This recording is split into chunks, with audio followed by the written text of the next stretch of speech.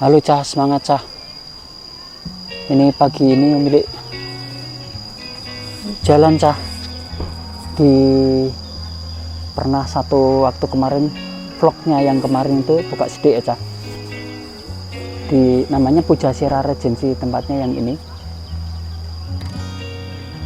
Ini di daerah Bukit Regency di daerah atas Cah, di Semarang daerah atas. Ini kawasan yang sangat bagus karena ini nyambung dengan sambil jalan ya Cah. Ini nyambung dengan di sekitar area hijaunya di hutannya kota Semarang. Jadi ini mungkin ribuan hektar ya mungkin, atau bukan mungkin ya, pasti ribuan hektar karena sangat besar. Itu nyambung dari daerah tempat belakangnya Rumah Sasongko di tempat Om Willy itu nyambung langsung sampai ke daerah Bukit Regency ini. Di belakangnya nanti coba kita lihat bisa enggak, itu lembah-lembah gitu sampai nyambung ke Mijen.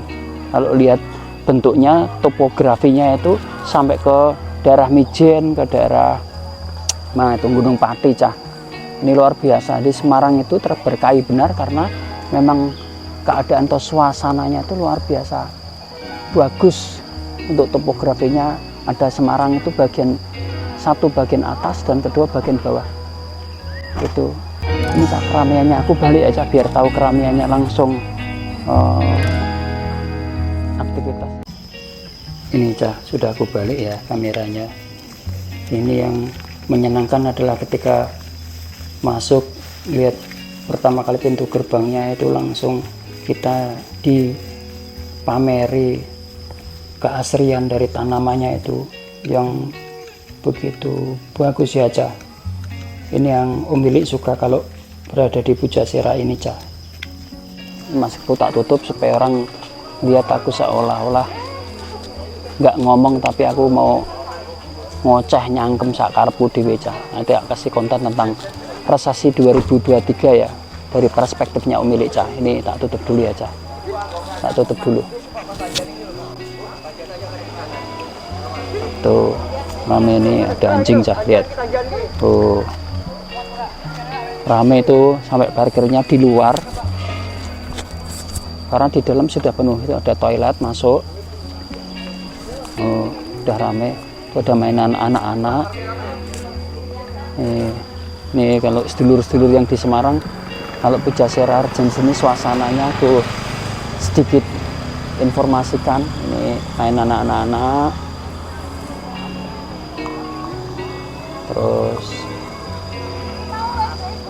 tuh jualan buah-buahan. Itu bagus-bagus tuh, buah nanas. Nanas bagus banget. Yang jual kayaknya suami istri. Istriku belanja Cah, tuh lihat. Ya, istriku Tante Ririn belanja itu kalau udah gitu menikmati sekali ya. Ibu-ibu, simbah-simbah kalau sudah di hadapan belanjaan ya begitu, memang itu naluri. Makanya yang harus dihidupkan itu salah satu selain intelektual, emosional, salah satu adalah semangat. Kalau Om Willy bilang namanya naluri. Naluri itu bagus banget kalau dihidupkan. Orang bisa menjadi cerdas dengan caranya sendiri. Ini Cah, lihat sayuran ini dari Bandungan. Bagus banget. Ini buah-buahan. Sarana handphone itu sudah sangat fungsional karena bisa dimanfaatkan untuk ada yang manis. Yang manis. Berapa?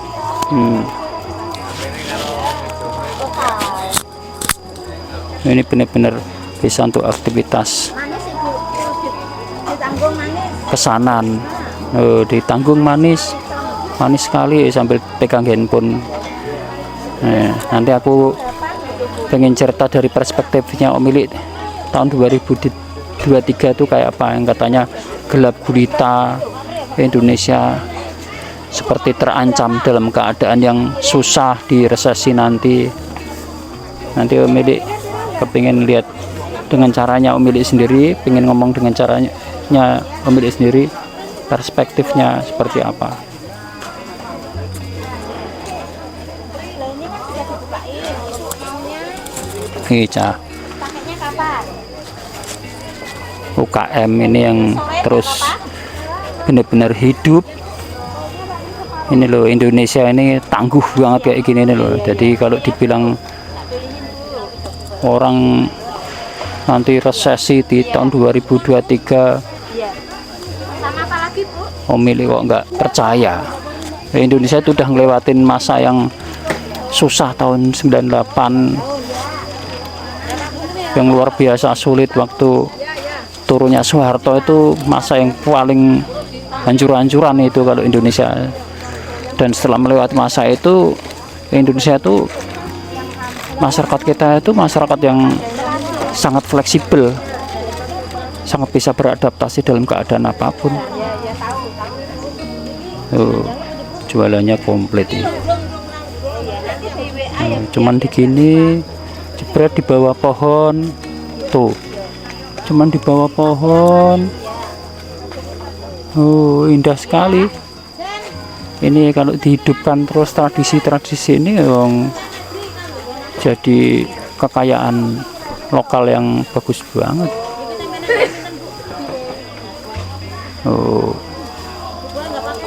Ini tak kasih gambar keren-keren ini Cah. Tuh indah hijau-hijau. Ngomongin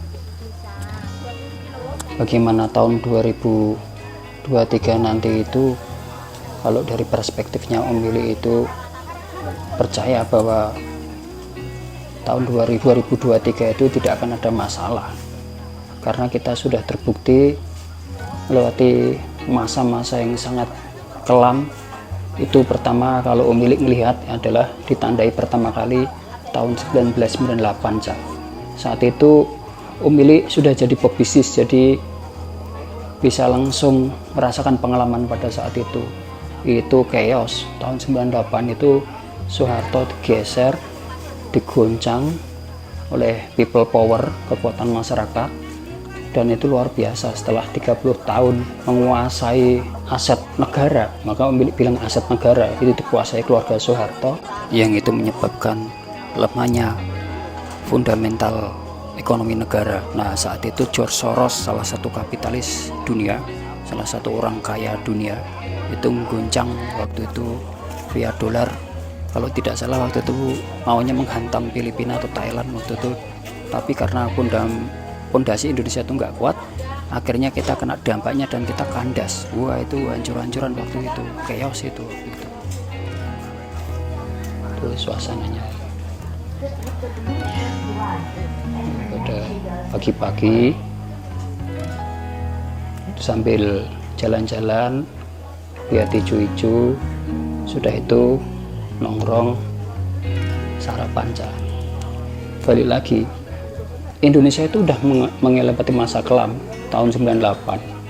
Kemudian berikutnya yang kedua Om Milik tanda itu adalah ketika pandemi.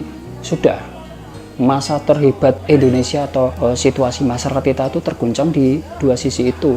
Kalau tahun 2008 pernah ada namanya subprime mortgage itu, yang di Amerika ada problem ekonomi resesi itu, di Indonesia itu cakep, kita tidak ada masalah.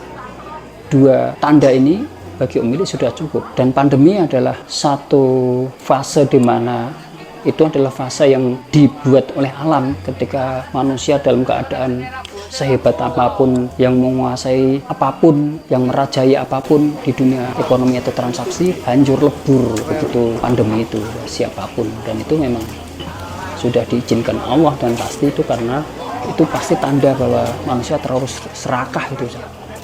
Itulah makanya Om Milik selalu bilang hati-hatilah Cah, kalau misalkan sudah mulai usaha, sudah mulai membaik, sadari kebaikan ini pasti lebih karena diizinkan Tuhan, bukan karena semata-mata kita pinter, pandai, hebat, cepat, keren. Enggak. Om Milik selalu percaya bahwa hukum alam itu jauh lebih tinggi dari intelektual apapun. Maka kesadaran rendah hati itu harus terus dipanggil terus, Cah. Begitu kita sudah posisinya naik terus, naik level, rezeki bagus, ya terus harus berhati-hati, belajar lagi, terus mengingatkan diri ini awalnya dari mana, bagaimana kita memulainya, kemudian apa manfaat hidup yang sudah kita lakukan. Sudah fokus pada diri sendiri, pada konteks itu dulu, Cah. Ini, Cah, suasananya di luar area di tadi tempat makan itu. Ini Allah kasih kekayaan kota Semarang ini seperti ini. Ini nyambung dengan belakangnya rumah Sasongko itu. Itu kalau kita zoom itu nanti pemilik akan zoom ya. Itu nyambung dengan belakangnya rumah Sasongko. Betapa kota Semarang ini terberkahi karena punya ruang area hijau. Ini apa, golf ini.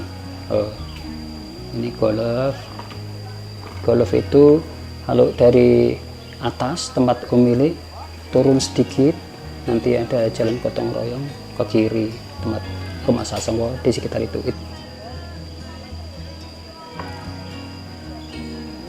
biru-biru itu Gor Jati Diri yang sekarang sudah dibangun bagus banget. Itu belakangnya Gombel atau rumah Sasongko kalau dari rumah Sasongko ya.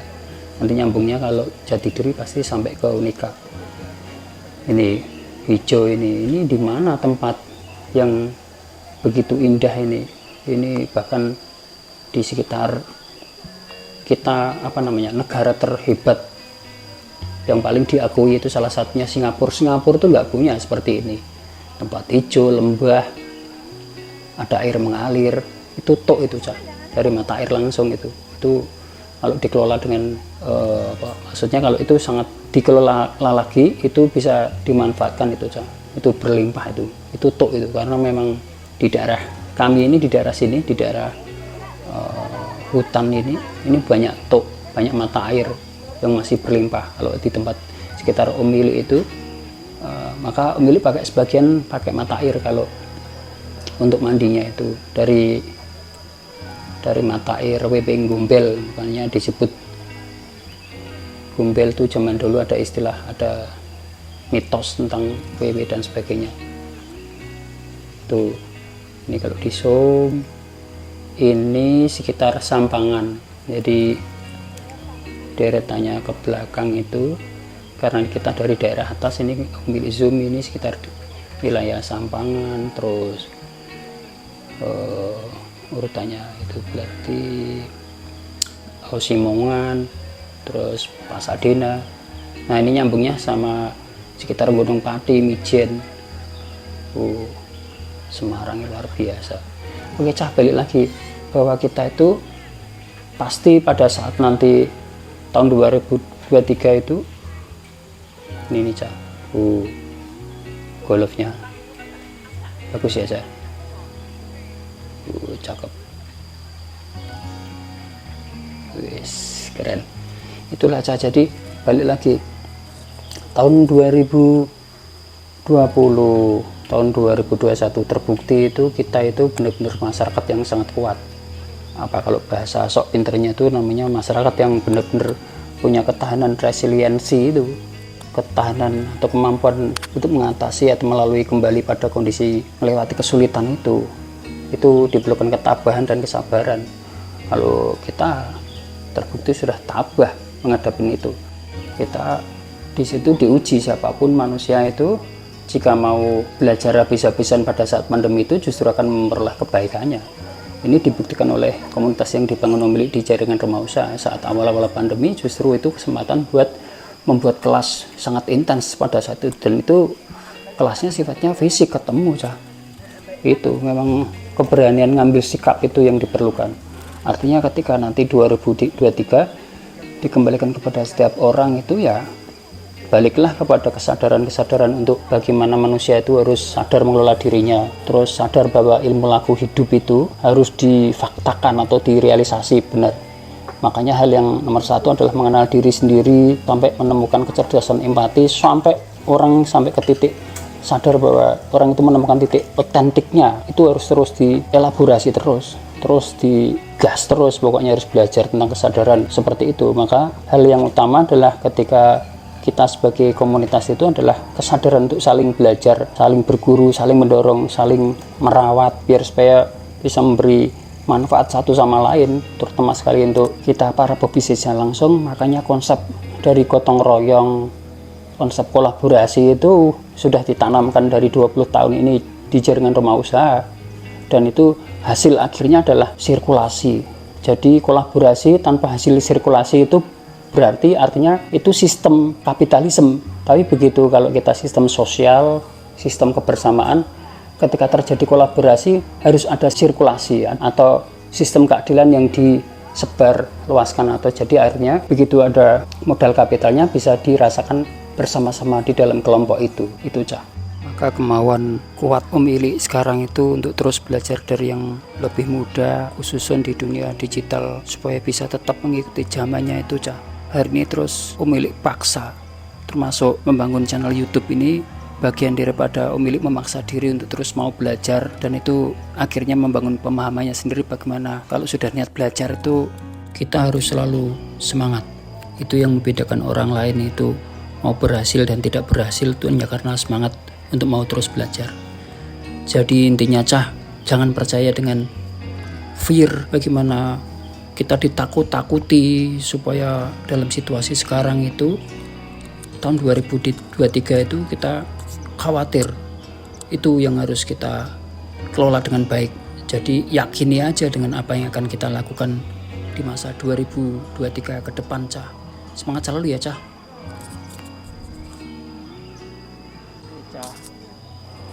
Ternyata wis lebih dari 15 menit Cah.